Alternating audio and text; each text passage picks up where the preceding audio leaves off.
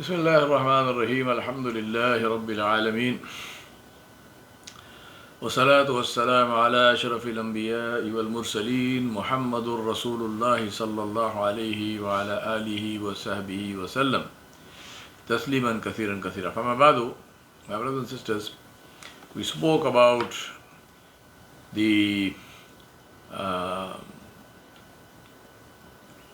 the death of Abu Talib, Rasulullah's uncle, and the ayat that Allah subhanahu wa ta'ala revealed in Surah Al-Qasas and the ayat of Surah Al-Tawbah about that event and about making dua for people who die without iman. This was a very, very difficult year for Rasulullah because just as he was, while he was still in the grief and dealing with the bereavement of his uncle Abu Talib, 2 months later, another what we would call a great calamity happened, and that was the death and passing away of our mother Khadijatul Kubra radiyallahu anha warda. This was in the 10th year of Revelation, and that is why that year is called Amil Huzn, the year of sorrow, the year of sadness. This was the most tragic time for Rasulullah ﷺ when he lost the 2 greatest supporters that he had. But this was also a part of the tarbiyah of nubuwwat, where Allah subhanahu wa ta'ala is cutting his messenger away from all sources and connecting him to himself Jalla Jalaluhu. This is also to increase the dependence of the Muslims on Allah subhanahu wa ta'ala, and so their tawakkul would increase. It was at this time that Surah Al-Inshirah was revealed, where Allah subhanahu wa ta'ala said, A'udhu billahi minash shaitanir rajim, Bismillahir Rahmanir Rahim, Alam nashrah laka sadrak, wa wada'na anka wizrak, alladhi anqada zahrak, wa rafa'na laka dhikrak, fa inna ma'al usri yusran, inna ma'al usri yusra, فإذا فرغت فانصب وإلى ربك فارغب. My brothers and sisters, I won't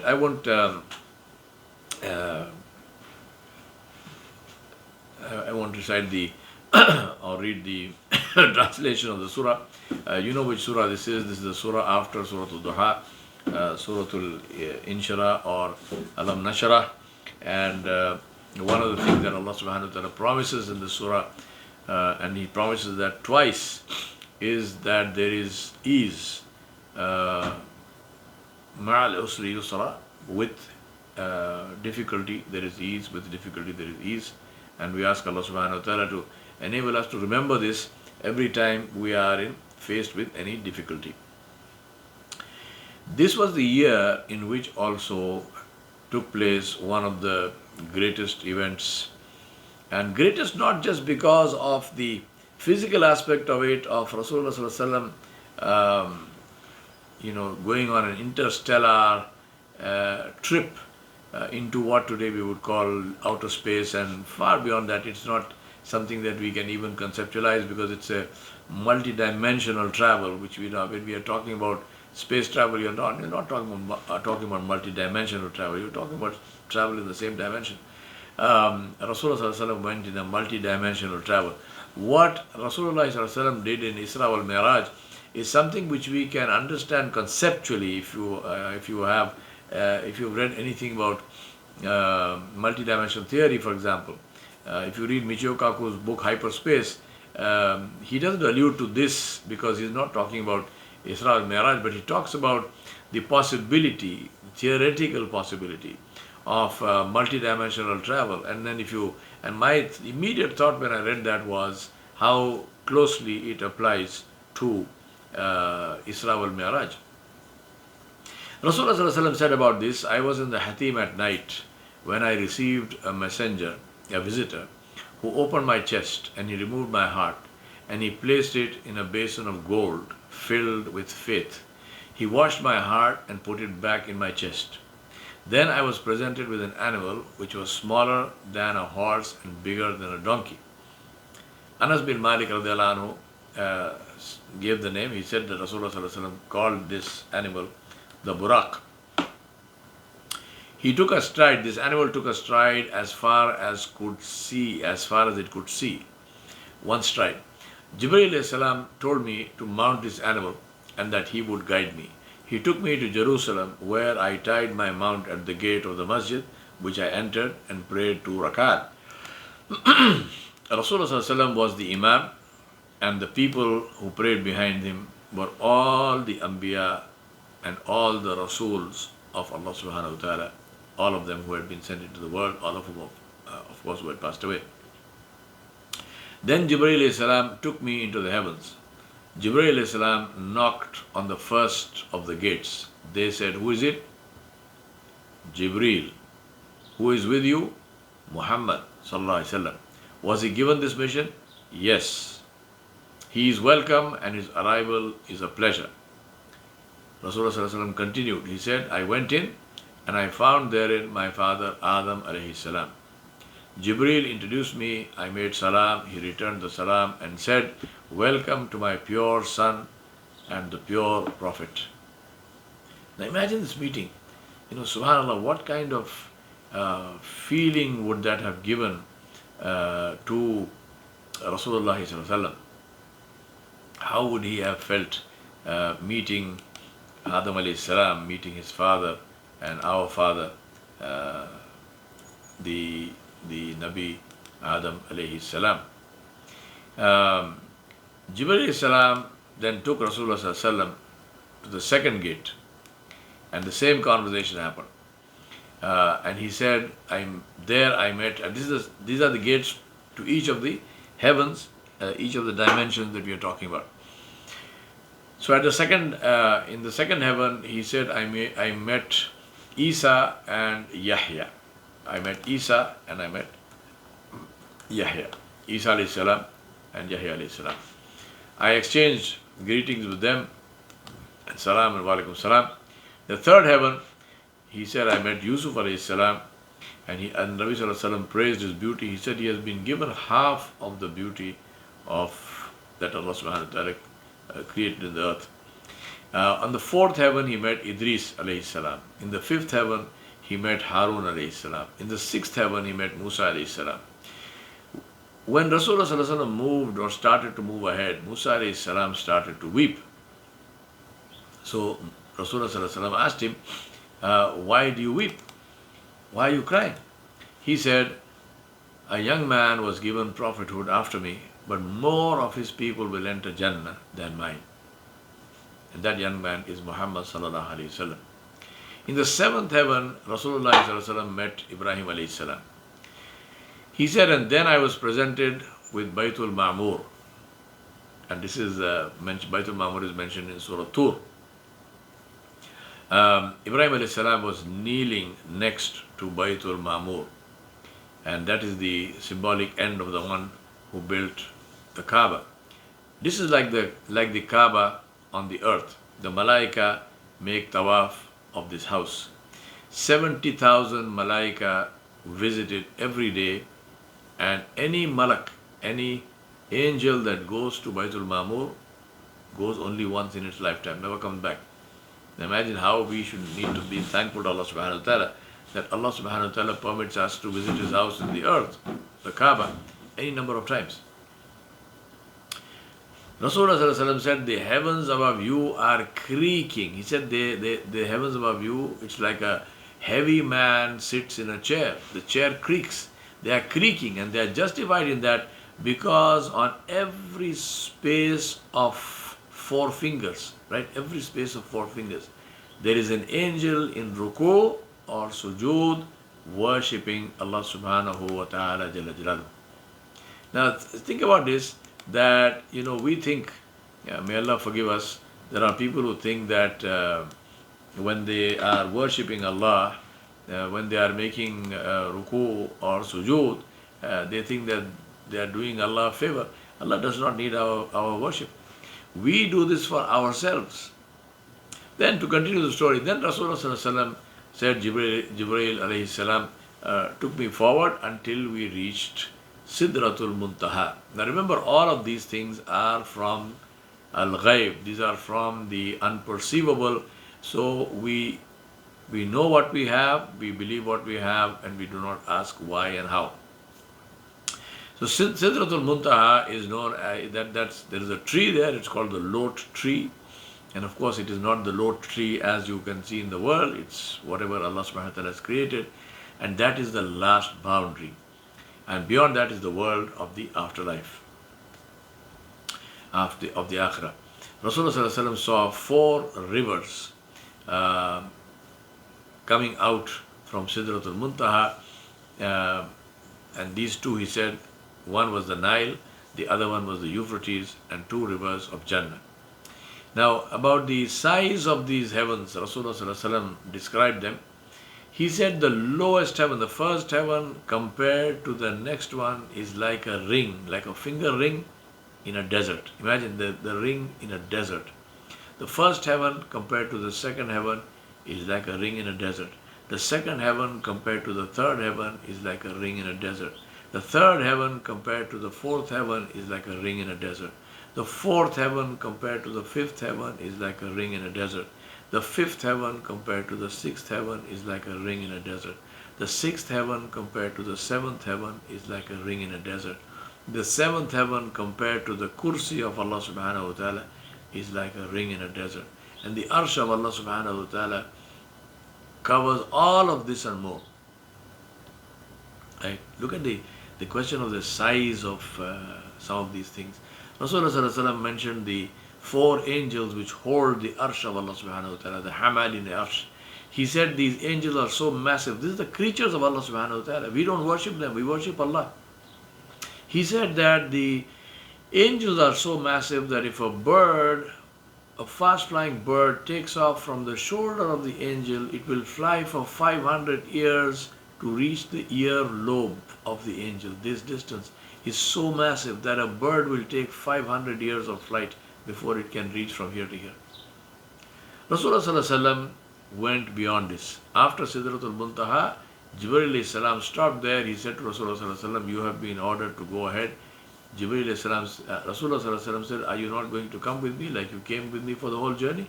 Jibreel said, no, this is where my boundary ends. I do not cross this boundary. Nabi went ahead, and there he met Allah subhanahu wa ta'ala in a way that Allah knows, and He knows, and we do not know. Did he see Allah? They asked Aisha Siddiqa radiallahu anha, did Rasulullah see Allah? She said, I asked him, and he said, nobody can see Allah except from behind a curtain.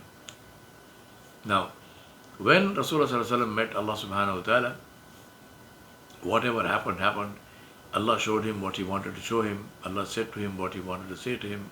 Allah subhanahu wa ta'ala inspired him to praise Him and to speak to him and to say to him what Allah subhanahu wa ta'ala wanted him to say. What we know from this is that this is where Allah subhanahu wa ta'ala gave Rasulullah a gift. Now this is the way of the kings, and Allah subhanahu wa ta'ala, ta'ala Allahu al-amthal, Allah subhanahu wa ta'ala huwa malikul haqq, rabbul arshil kareem. He is the true king, the only king, and He is the Rabb and the creator and the sustainer of the magnificent throne of the Arshul Kareem. It's the way of kings that when somebody comes to meet them, that king gives that person a gift to honor that person and as a remembrance of that visit.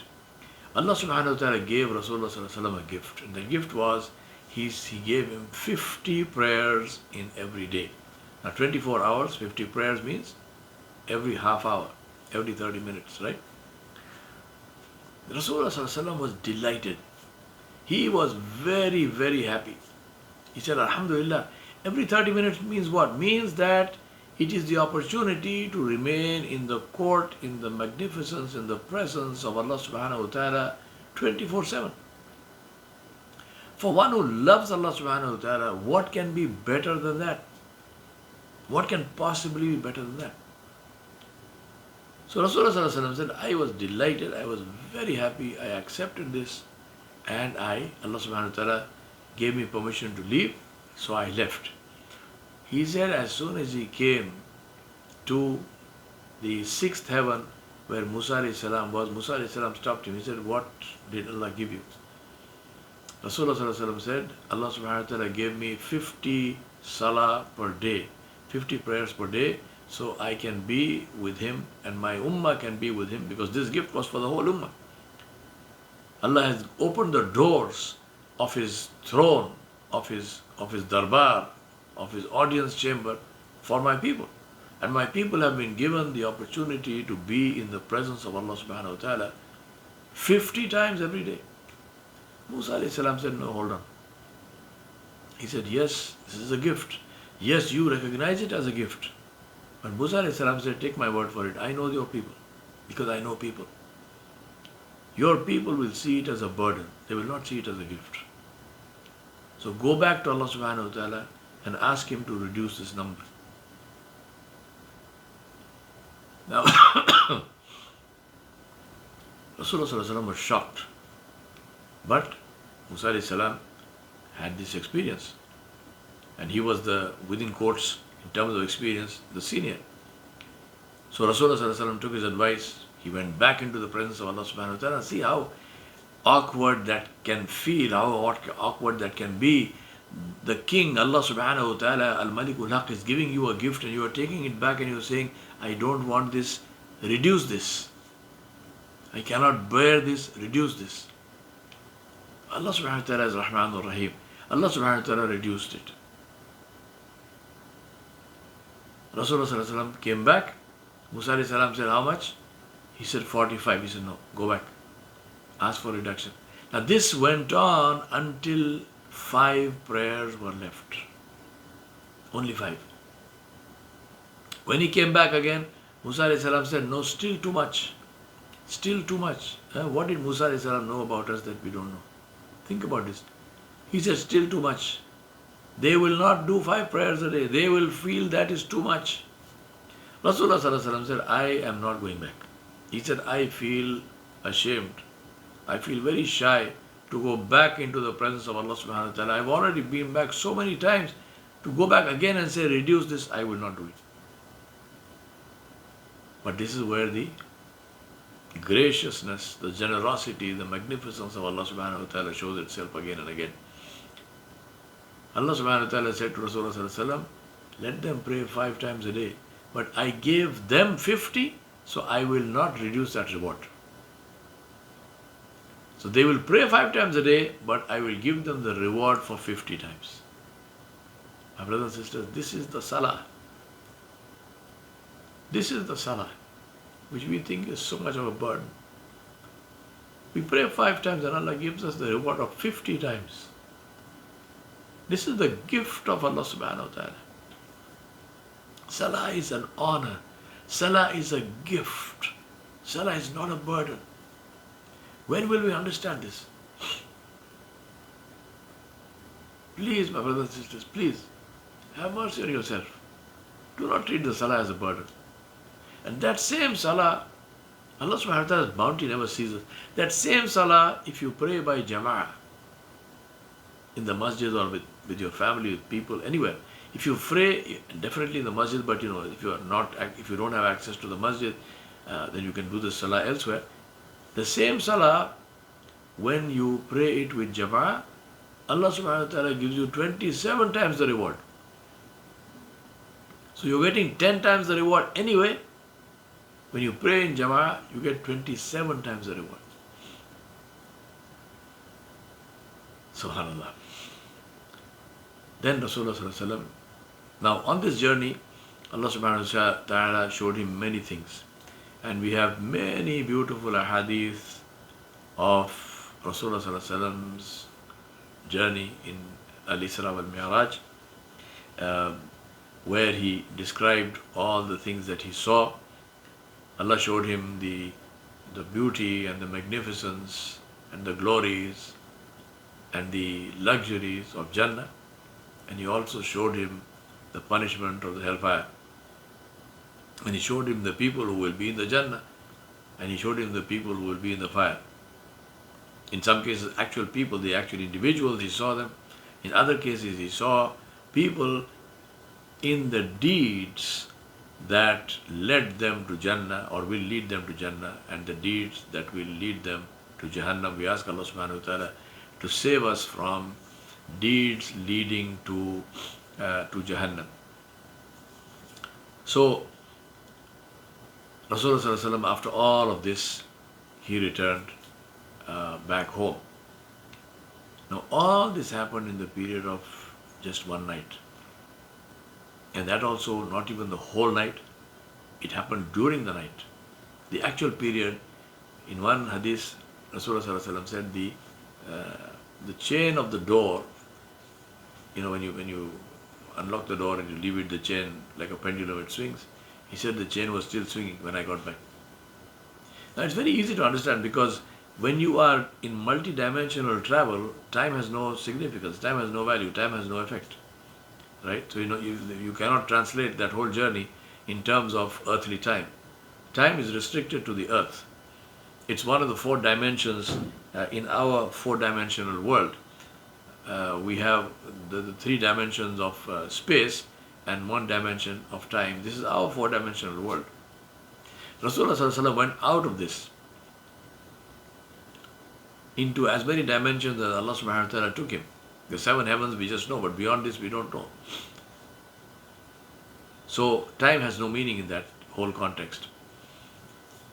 So when he came back, he said to Ayman was she was also his wet nurse, she was also his nurse. She was the servant woman of his mother from before he was born. Right? So when he was born, Ayman was the servant woman of his mother, and she was the only person in the life of Rasulullah who remained with him from the time he was born to the time he died, because Ayman lived after Rasulullah. So she is the only person in his whole life. She was an Abyssinian lady, was a slave, was later on freed, and she was in his life. Everyone else in his life passed away. His children died before him, except for Fatima Zahra radiallahu anha. Both his parents died. His father died before he was born. Mother died when he was about 4 or 5 years old. His grandfather died in his lifetime.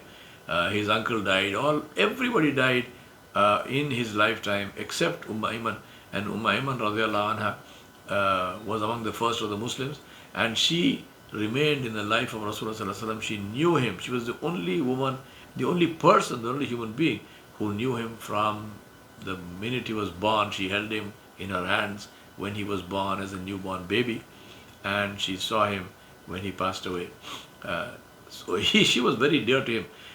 He loved her very much. He called her Ummi, he called her my mother. So he said to her, after this journey, he said to her, I went to Jerusalem and came back in the same night.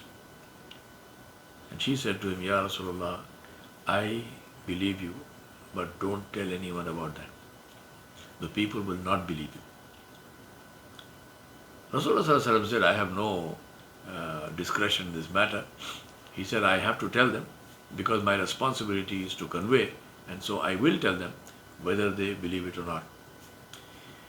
So he started to tell some people about this journey, that he had been to Jerusalem and then in the heavens and back. This news reached Abu Jahl. So he came running, and he said, Ya Muhammad sallallahu alaihi wasallam, anything new? What's new? What's up? Rasulullah sallallahu alaihi wasallam told him. He said, this is what happened to me. I was taken to Jerusalem, and then I was taken into the heavens, and and so on, and I came back. Abu Jahl said, Ya Muhammad, now tell me, if Sallallahu Alaihi Wasallam, he said, if I call the people now here, will you tell them the same story? Rasulullah Sallallahu Alaihi Wasallam said, yes. Now Abu Jahl was delighted. Abu Jahl thought to himself, well, here is this person, Muhammad Sallallahu Alaihi Wasallam, who has destroyed himself by his own tongue. Right? His credibility will be destroyed just now by himself.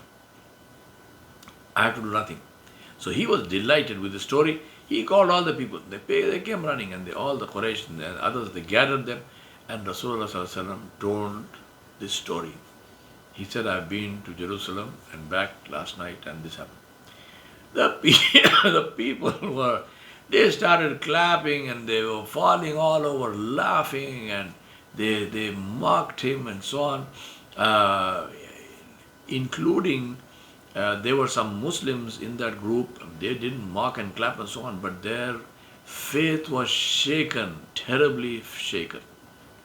Now some of the seasoned travelers, they asked him all kinds of questions. Who went to Jerusalem? Oh, really? What about this? What about that? Because these were people who had traveled, and Jerusalem was on their route, and they used to go up and down. So they kept on, they asked him this question, that question, that question. And Rasulullah said, I was getting hassled by all these questions. When Allah subhanahu wa ta'ala showed me the masjid of Jerusalem before my eyes. Right? And he said, I described that masjid brick by brick.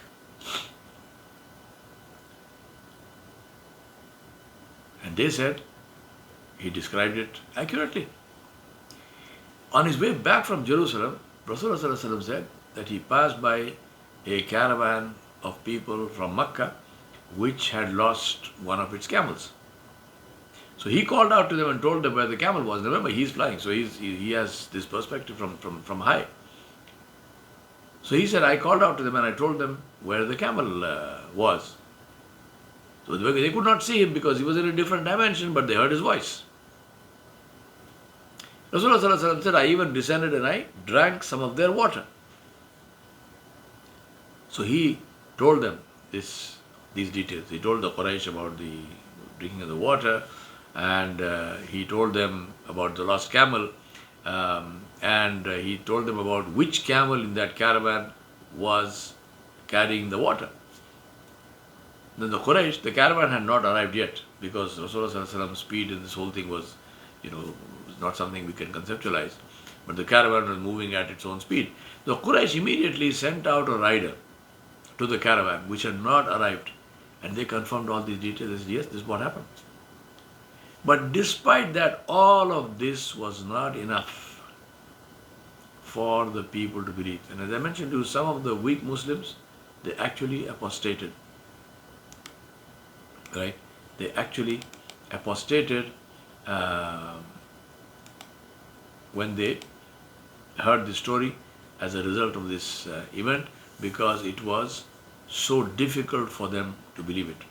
Now we come to a very important part of this whole thing, and that is people went to Abu Bakr as-Siddiq radhiyallahu anhu. He was not part of this whole gathering. He didn't know what was happening. He was in his house. Some people went running to him, and they said, do you know what your friend is saying? And by friend, it meant who is Rasulullah sallallahu alaihi wasallam. But this was, this was known to everybody. So they said, do you know what your friend is saying? So Abu Bakr Siddiq radhiyallahu anhu said, yes, tell me, what is he saying? They said, this is what he's saying. They are saying that he is saying that he went on a journey from Mecca to Jerusalem and then into the heavens and back and so on and so on. What do you say? The answer of Abu Bakr as-Siddiq radhiyallahu anhu is the thing that gave him this title of as-Siddiq. And also his answer is a classic in the science of authentication of hadith. It became a principle in the way a hadith are authenticated. Abu Bakr as-Siddiq said to them, if he said it, I believe. Now see this answer. He's not saying I believe. Right? He's not saying that. They said, oh, he's saying this. And Abu Bakr Siddiq was not saying, I believe. No, because he does not know whether the person communicating this information is speaking the truth or lying. because the people who are communicating this information to Abu Bakr Siddiq are not the friends of Rasulullah. They are his enemies. So it is entirely likely that he never said any such thing. These people invented it and now they have, some new fake news. But what if Rasulullah said it?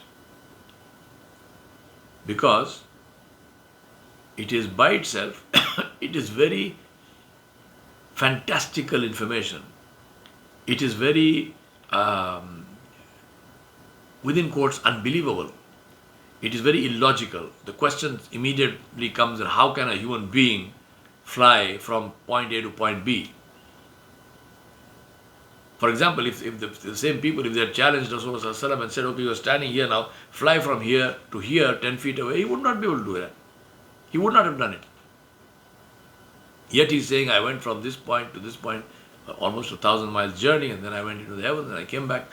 It is something which is apparently illogical. The reason I'm saying that is many times today, when we hear certain hadiths, we say, oh, but how could it have happened? May Allah protect us from this. This is kufr. To say this is to deny Allah subhanahu wa ta'ala as khudrat, that Allah can make anything He wants to happen. So Abu Bakr Siddiq radiallahu anhu's answer was, if he said it, I believe. Meaning that I will authenticate any report coming from and coming about Rasulullah to the extent of, did he say this?